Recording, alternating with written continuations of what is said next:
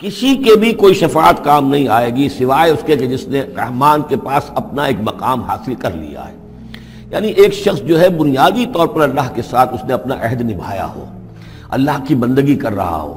کوئی خطائیں ہو گئی ہیں، کوئی غلطیاں ہو گئی ہیں، جیسے کوئی پھسل جاتا ہے، کوئی کمزور بھی ہوتا ہے انسان، ایسے لوگوں کے لیے تو شفاعت مفید ہو سکتی ہے.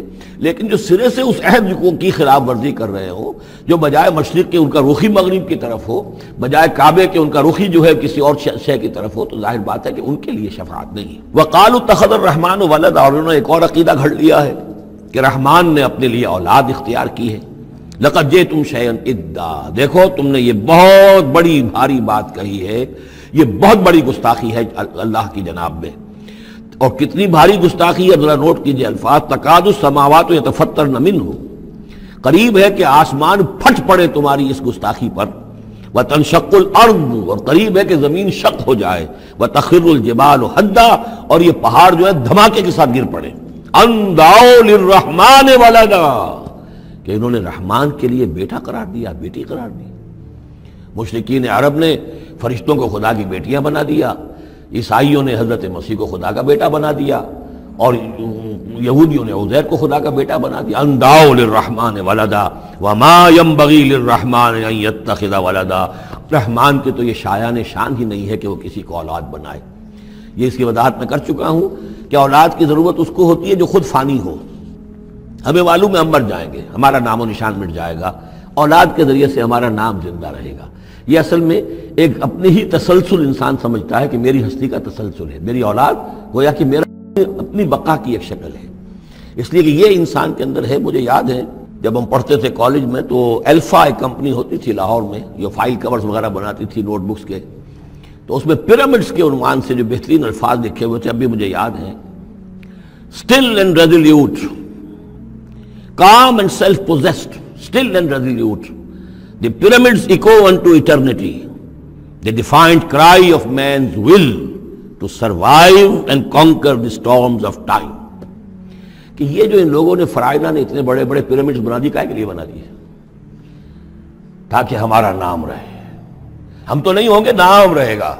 تو گویا کہ انسان کے اندر ایک خواہش ہے بقا کی، وہ اپنا دوام چاہتا ہے. یہ اسے پتا ہے کہ میری ذاتی طور پر تو میرا دوام ہے، تو میں کوئی عمارت بنا دوں، میرا نام جو ہے اس کے حوالے سے دنیا کے اندر رہے. اور یہی معاملہ اولاد کا ہے کہ اولاد سے انسان کو سب سے زیادہ جو اس کو خواہش ہوتی ہے وہ اپنا بقا، اپنا تسلسل. وہ سمجھتا ہے کہ میری اپنی کنٹینیوٹی ہے کہ جو میری اولاد کے ذریعے سے. ظاہر بات ہے کہ اللہ ہمیشہ خود باقی رہنے والا ہے، تو اس کے شایان شان ہی نہیں ہے کہ وہ کسی کو اپنی اولاد بنائے، اسے کوئی ضرورت ہی نہیں ہے. تو تمہارے لیے ہے معاملہ کہ تم فانی ہو، لہذا تمہیں ضرورت ہے کہ کوئی تمہارا نام لیوا باقی رہے.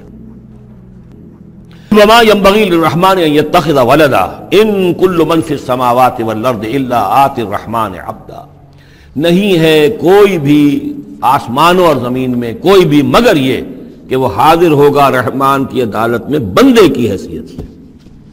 کسے باشد، جبکہ ہمیں معلوم ہے کہ محمد رسول اللہ صلی اللہ علیہ وسلم بھی حاضر ہوں گے تو بندے کی حیثیت سے. عبدہ ورسول، عبد. اور حضور فرماتے ہیں کہ اس روز میدان حشر میں لواء الحمد بیدی، میرے ہاتھ میں ہوگا حمد کا جھنڈا، اور اس روز جو میں حمد کروں گا اللہ کی وہ آج نہیں کر سکتا. اللہ تعالیٰ کی حمد بیان کریں گے محمد رسول اللہ عدالت خداوندی میں کھڑے ہو کر. تو معلوم یہ ہوا کہ جو بھی آئے گا بندہ بن کر آئے گا. وہ عیسیٰ ہو یا عیسیٰ ابن مریم انت قلت للناس اتخذونی وامي الہین من دون اللہ، یہ سوال کیا جائے گا کہ نہیں؟ تو فرمایا کہ ان کل من فی السماوات والارض، یقیناً کوئی نہیں ہے آسمانوں اور زمین میں، الا آتی الرحمن عبدا، مگر وہ رحمان کی خدمت میں آئے گا، حاضر ہوگا بندے کی حیثیت سے. لقد احصاہم، اس نے ان سب کی گنتی کی ہوئی ہے، ان کا پورا احاطہ کیا ہوا ہے، کوئی چھپ نہیں رہے گا، کہیں بچ کر نہیں رہ جائے گا. وعدہم عدا، اور ہم نے پوری گنتی رکھی ہوئی ہے. وکلہم آتی ہے یوم القیامت فردا، اور قیامت کے دن یہ سب کے سب آئیں گے تو ایک فرد کی حیثیت سے، انڈیویجول کیپیسٹی میں محاسبہ ہوگا. نہ ماں باپ ساتھ ہوں گے کوئی شفاعت کرنے کے لیے، کوئی گڑگڑانے کے لیے، نہ اولاد ہوگی، نہ شوہر کے ساتھ جوری ہوگی، نہ جورو کے ساتھ شوہر ہوگا، کچھ نہیں. ہر ایک شخص نفسی نفسی، اپنی جان. وَكُلُّهُمْ آتی ہے یوم القیامت فردا. میری جو کتاب ہے سابقہ اور موجودہ مسلمان امتوں کا ماضی حال اور مستقبل، اس میں ایک چیپٹر ہے قرآن کا قانون عذاب، کہ عذاب جو قوموں کے اوپر آتا ہے وہ دنیا میں آتا ہے، آخرت کا عذاب جو ہے وہ افراد کے لیے ہے۔ محاسبہ اجتماعی جو ہوتا ہے وہ اللہ کا دنیا میں ہوتا ہے، لیکن آخرت کا حساب وہ جو ہے محاسبہ انفرادی ہے۔ ان الذین آمنوا وعملوا الصالحات سیجعل لهم الرحمن ودا، یقیناً جو لوگ ایمان لائے اور جنہوں نے نیک عمل کیا، ان قریب رحمان ان کے لیے محبت پیدا کر دے گا، یعنی لوگوں کے دلوں میں محبت ڈال دے گا۔ یہی ابو بکر ہوں گے جن کا نام کس تعظیم سے لوگ لیا کریں گے، کس محبت سے لیا کریں گے۔ یہی بلال ہوں گے جن کی جو تعظیم ہوگی، جن کی کتنی محبت کی جائے گی۔ ابھی ذرا وقت ہے، کٹھن ہے۔ سیجعل لهم الرحمن ودا، حدیث میں بھی آتا ہے کہ اللہ تعالیٰ جو ہے اپنے کسی بندے سے محبت کرتا ہے تو پہلے فرشتوں کو، جبرائیل سے کہا جاتا ہے کہ میں اپنے اس بندے سے محبت کرتا ہوں، اعلان کر دو۔ وہ فرشتوں میں اعلان کرتے ہیں، ان کے دل میں اس کی محبت ڈال دی جاتی ہے، پھر وہ عام دنیا میں اور لوگوں کے اندر اس کی ایک محبت ڈال دی جاتی ہے۔ فَإِنَّمَا يَسَّرْنَاهُ بِلِسَانِكَ، یہ آیت بڑی اہم ہے۔ تو ہم نے اس قرآن کو یسرنا ہو، اس کو قرآن کو آسان کر دیا ہے بلسان کا، آپ کی زبان پر یا آپ کی زبان کے ساتھ، یعنی عربی زبان میں۔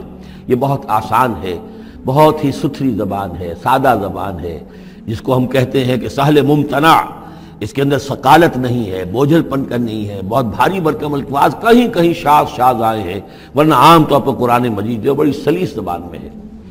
انما یسرناہ لسانک بلسانک لتبشر بہ المتقین، تاکہ آپ بشارت دیں اس کے ذریعے سے متقیوں کو، وتنذر بہ قوما لدا، اور اس کے ذریعے سے انذار فرمائے۔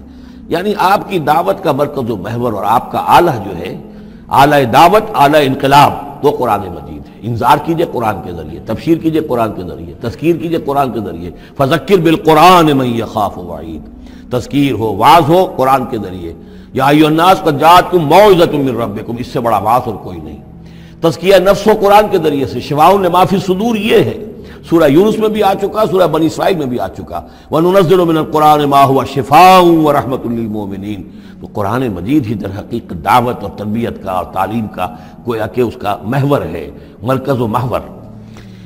فَإِنَّمَا يَسَّرْنَاهُ بِلِسَانِكَ لِتُبَشِّرَ بِهِ الْمُتَّقِينَ وَتُنذِرَ بِهِ قَوْمًا لُدًّا وَكَمْ أَهْلَكْنَا قَبْلَهُم مِّن قَرْنٍ، اور ان سے پہلے ہم نے کتنی ہی قوموں کو ہلاک کیا۔ هَلْ تُحِسُّ مِنْهُم مِّنْ أَحَدٍ، ان میں سے کسی کی کوئی آہٹ تمہیں نظر آتی ہے؟ کہیں کوئی باقی ہے نام و نشان؟ کہیں عاد کا کوئی نام و نشان باقی ہے؟ اور تسمع لهم رکزا، یا کہیں ان کی کوئی بھنک تمہارے کان میں آتی ہے؟ معلومات نسیم منسیہ، ختم ہو۔